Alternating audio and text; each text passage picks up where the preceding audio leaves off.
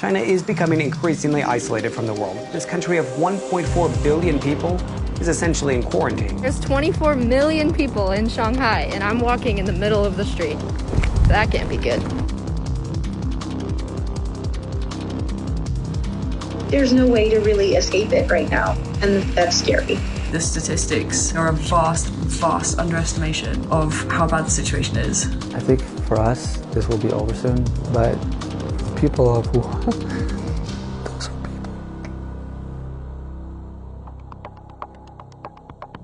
In December 2019, the first cases of the novel coronavirus appeared in Wuhan, China. The virus is believed to have originated from the Huanan seafood market. So this is where authorities believe the source of the coronavirus is. You've got police at all the corners. On January 24th, Wuhan was put into lockdown along with 10 other cities. I've never seen this road this empty in the middle of the day. We went from just being, encouraged not to go outside and not to go to crowded places to do not go outside, do not ride the metro. The city of Wuhan, China, essentially going on lockdown. A drastic effort to contain the spreading and deadly coronavirus. The only way to buy tickets at this hour is in person. We're good? All right. We've made it aboard the train, departing shortly for Beijing.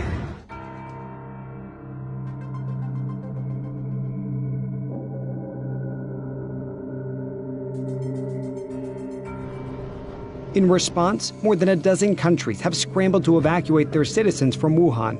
The U.S. State Department arranged a charter flight for American diplomats and a select number of civilians.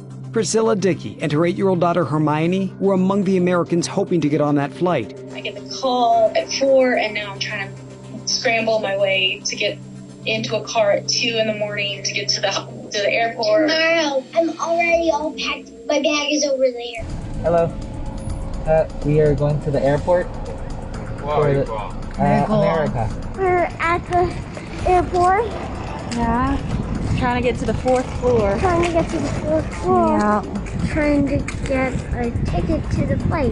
The flight, filled with nearly 200 Americans, landed in California on January 29th. But Priscilla and Hermione were not able to board. You were all ready to go, and what happened? I didn't have my passport, so I couldn't get on the plane.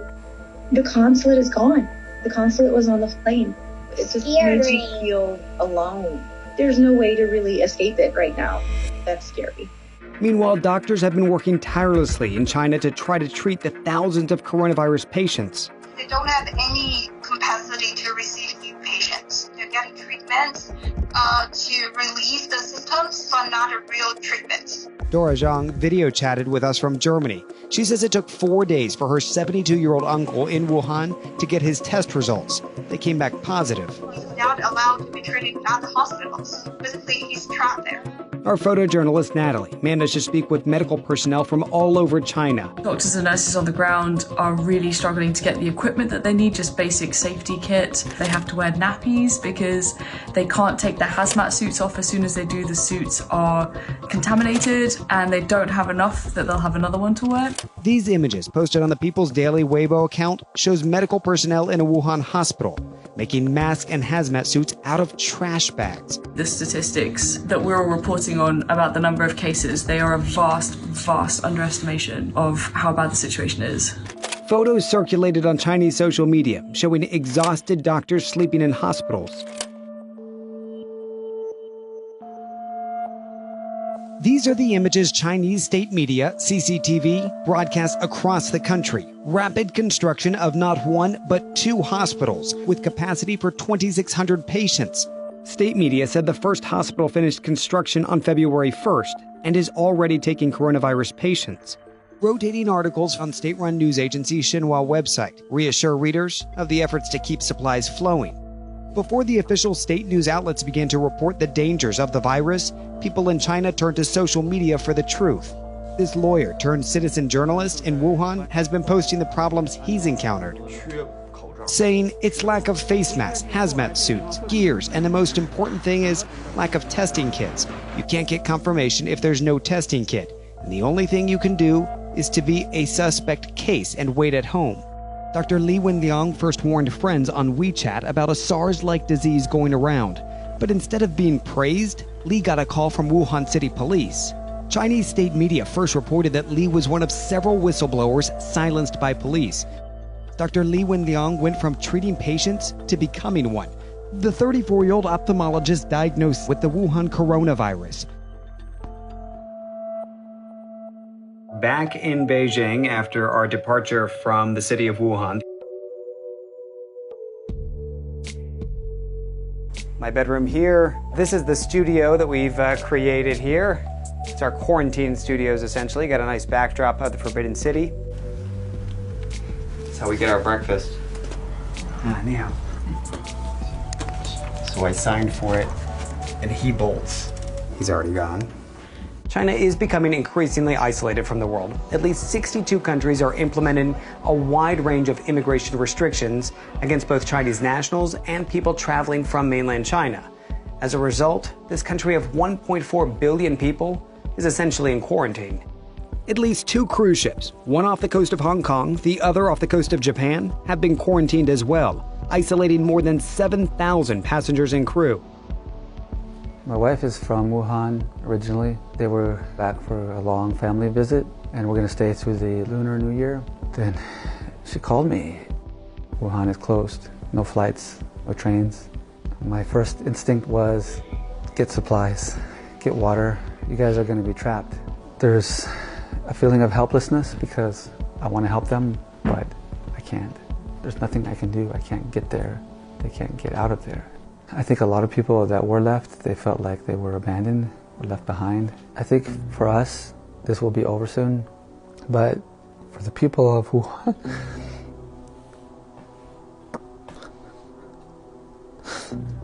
those are people. But they don't get flights out. After a more than 24-hour delay, it seemed the U.S. and China were able to coordinate 2 more evacuation flights in which U.S. citizens left the city of Wuhan and returned to the United States. I'm in Wuhan, China, and I'm being evacuated. Oh my gosh. Now it's starting to finally hit me that I'm going to go to America. I'm just realizing the scope of the situation I'm in.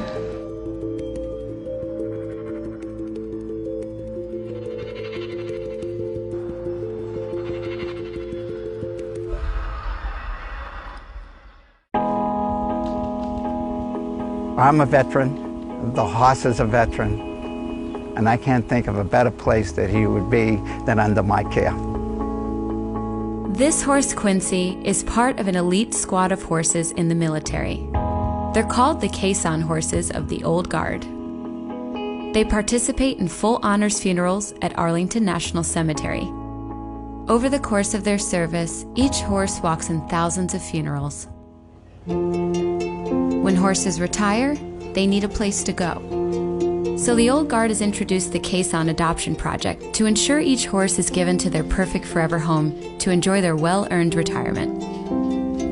And that's where George comes in. Today, he's taking Quincy home. We're a very patriotic family. The flag flies on the farm every day, and it just became a unique opportunity for another veteran to retire on the farm.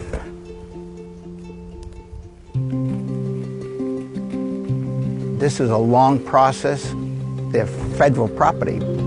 That's why they spend so much time on making a decision to ensure that these horses will be taken care of for their lifespan. I found out through my daughter that the horse had some health problems, what they call navicular disease, which is nerve damage on their hoof. And the farm is a rehab farm for horses with foot problems and many medical problems. She thought it would be an ideal place for the horse to come and live.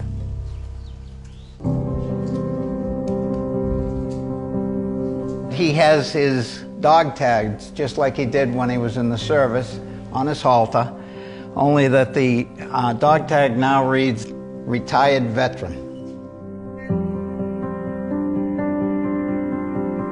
Quincy will spend the rest of his life on the farm as my companion, And as long as he has a quality of life, he will live on the farm forever.